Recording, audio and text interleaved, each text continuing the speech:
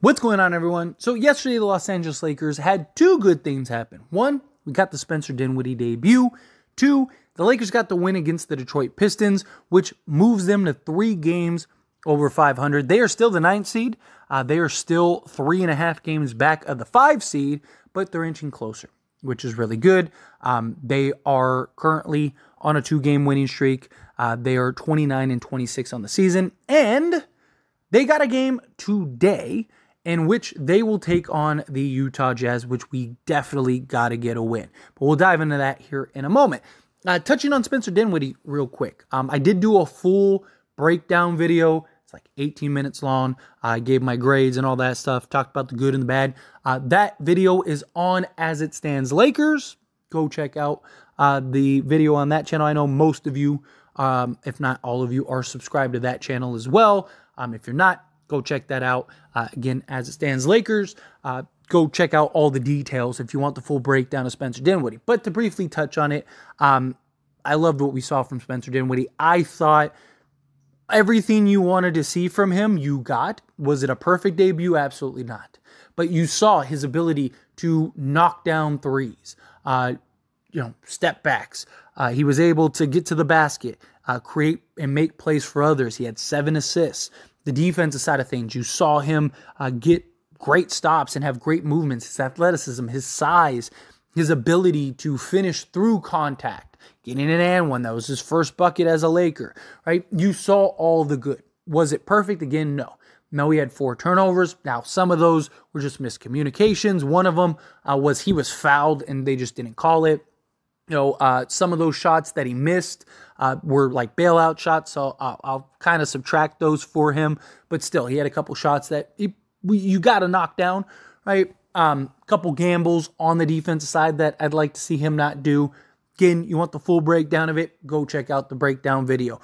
I'll even post it in a community post, so you could go check that out, and it'll be here on the channel. Just click on it. But the Lakers as a whole, I know it's the Detroit Pistons. I get it, right? You are expected to win those games. You're expected to run through the Detroit Pistons, which the Lakers did. They were up essentially 15-20 the entire game. Pistons, got it to like 12 a couple times, but there was never a point where you're like, uh-oh, right? You know it's going to happen. It's still the NBA. It's still basketball. Teams are going to make little runs. The Lakers did a great job of just always, every time Detroit felt like they were starting to creep in a little bit, boom, the Lakers did their job and pushed it ahead. But to me, it wasn't so much that they won, it was the manner in which they won.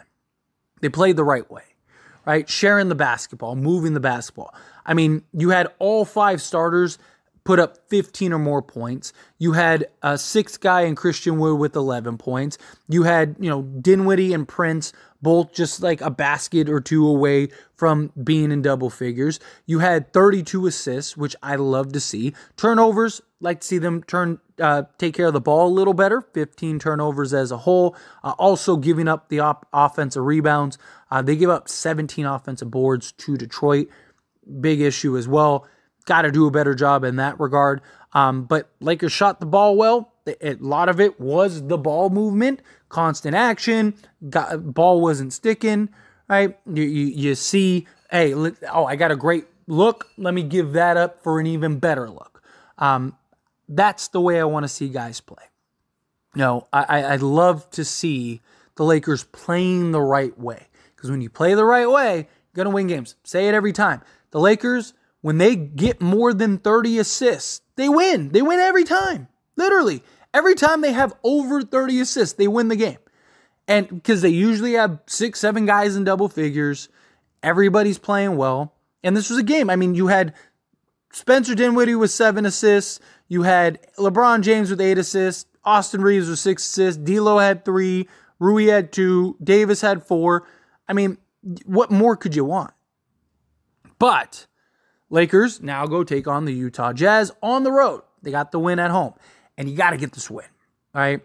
Got to beat Utah. Problem is, LeBron James is out for that game. He said it himself. LeBron James said he is not playing this game, which isn't good. Because obviously every game matters. We just came off of a 3-day little break before this back-to-back. And it would be really nice to have LeBron James to kind of close this out and go get this W. But according to him, he said he's not playing tomorrow night. So take his word for it. I don't know why he would say that if he wasn't really actually planning on it. But time will tell, right? Regardless, if Anthony Davis plays, we should win that game. I know a lot of people are going to look at it and go, well, we beat Boston without LeBron and AD. I get that, but Boston loves to shoot themselves in the foot a lot. And Boston loves to just jack up a bunch of threes and kind of bail teams out, where I don't think Utah will do that. Utah has a lot of size. They like to play inside a lot, get to the basket a lot. Yeah, they take a ton of threes and stuff too, but they're comfortable getting into the basket. And without Anthony Davis, you don't really have that rim deterrent.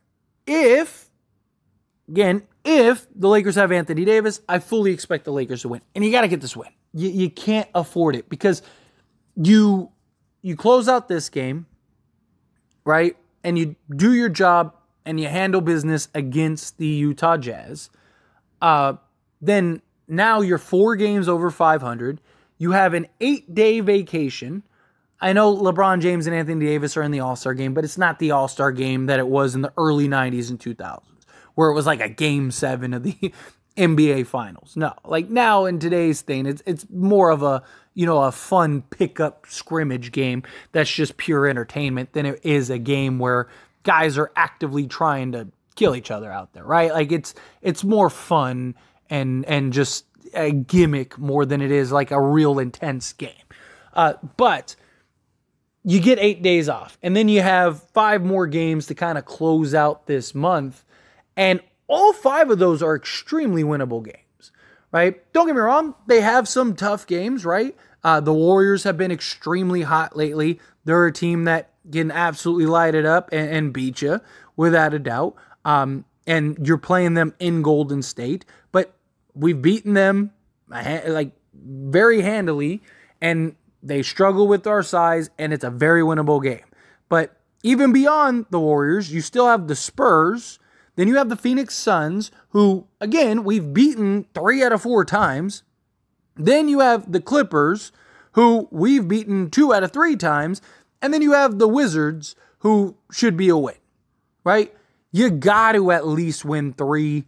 I mean, I want all 5 of those games, but you beat the Jazz, you got to win at least 3 out of those 5 games to round out February, because March is just brutal. I mean, brutal. Let's just power through these games in March. Ready? Nuggets, Thunder, Kings, Bucks, Timberwolves, Kings, Warriors, Hawks, Sixers, Pacers, Bucks, Grizzlies, Pacers, Nets. Your first 6 games are against 4 of the top 5 teams in the league. That's not a great schedule there. I mean, March is very brutal, but Lakers, I fully believe in. I know can get this done. I know that they can win these games, right? With no LeBron, this is a big opportunity. D'Angelo Russell has continued to play great. He has been fantastic. This is a good opportunity for him to continue that. Austin Reeves, we know Austin Reeves loves to show up when LeBron's out, so I'm expecting a solid game from him. And this is also a good game, in my opinion, for Spencer Dinwiddie, because this will allow Spencer Dinwiddie to kind of have more opportunities on ball. So this will put Spencer Dinwiddie in a position where he can be more aggressive. So I do think that this is a real opportunity to kind of see what can Spencer Dinwiddie really do and provide for this team, right? Because you don't have LeBron James for the playmaking and for the scoring and all the things that LeBron James does. So you need bigger games. You need more impactful games. You need more important games from guys like D'Angelo Russell, like Austin Reeves, and now Spencer Dinwiddie. It's one of the things that I love. We need Anthony Davis for this game, in my opinion. Honestly. If the Lakers have Anthony Davis, I think the Lakers will be in good shape. You'll get it done. Go get the win. Ideally, though, we'll see. Time will tell. At this point, at least at the time of recording this, we don't have any news in regards to AD. But if we get some update, then we'll talk about it some more. But regardless, whether AD plays, whether LeBron plays, you got to figure it out. You do, right? We're not in a position to sacrifice losing right now. We got to pull out these wins. You got to win the games that you're supposed to win, and then go win some of those games that are coin flip games. Right, against teams like the Bucks or the Nuggets or the Thunder or whomever, right? Like, you got to go win some of those games, but you got to make sure you're beating the teams that you're supposed to beat. And in my opinion, Utah is one of those teams that you're supposed to beat. Right, Utah, look, they have the potential to beat anybody. They've had some very notable wins. They've had some hot runs. They've kind of cooled off a little bit and gotten back to reality a little bit, but still, you're playing in Utah. It's not going to be an easy game. Got to show up, got to do your job, go get these wins. But anyway, as always, this is a discussion, so I pass the question on to you. Let me know your thoughts and opinions down in the comments below. What do you think? How do you feel? Think the Lakers get this W? Think no, they're going to take this L because of, not having LeBron James? Again, how you feel, whatever your thoughts are, I'd love to hear it. So let me know down in the comments below. That being said, if you haven't liked this video, hit that like button. Helps me out a lot. Lets me enjoy these types of videos, and I truly appreciate it. Now subscribe to the channel. Hit that subscribe button. Turn on the bell notifications. Appreciate y'all. See you in the next one. Thank you.